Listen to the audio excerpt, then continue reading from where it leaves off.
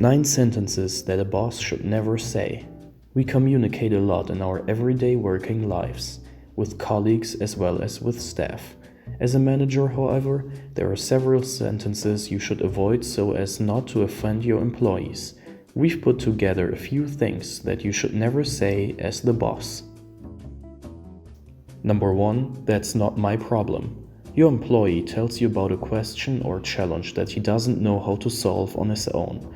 With the sentence, that's not my problem, you really show him the cold shoulder and signalize to him that he shouldn't bother you. However, as a manager, it's your job to enable your employees to overcome challenges.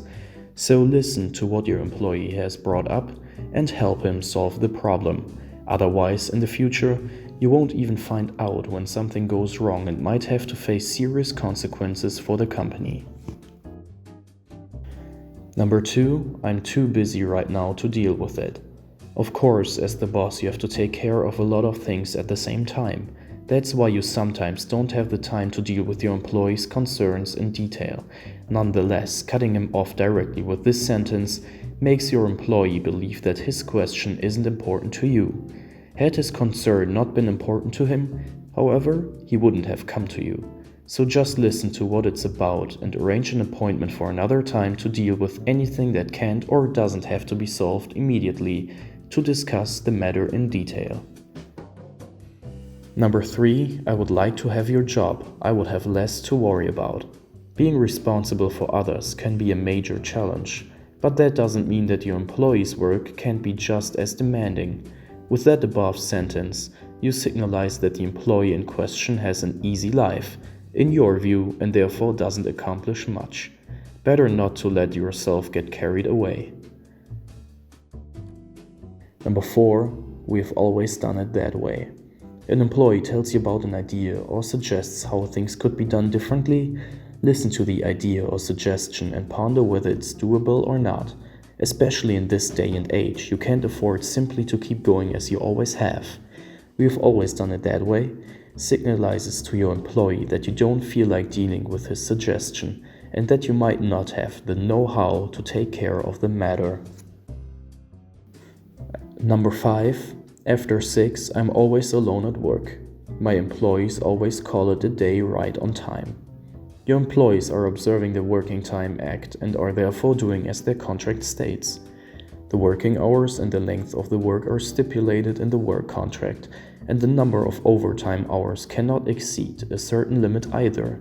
Reproaching your employees for adhering to the rules is inappropriate. Also consider that many employees are there earlier in the morning than their superiors are.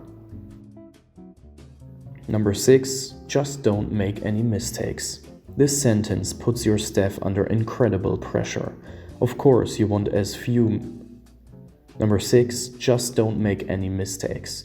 This sentence puts your staff under incredible pressure. Of course, you want as few mistakes to be made as possible. You can be sure, however, that your employees don't make mistakes by a choice either. When mistakes happen, see it as something positive. You and your staff can learn something from it for the future. The more you put others under pressure to be perfect, the more mistakes will be made. Number 7, I'm the boss, we do it my way. End of discussion. Let your employees know why you make certain decisions. Making a decision about something that affects everyone just because of your position can seem very discouraging. Your staff want to be able to understand why certain processes are the way they are. Give your employees the chance to find meaning in their work and get them involved. Number 8, I don't need your help.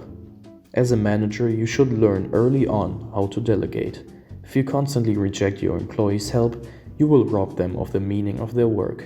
Why are the staff there if they can't take on any duties?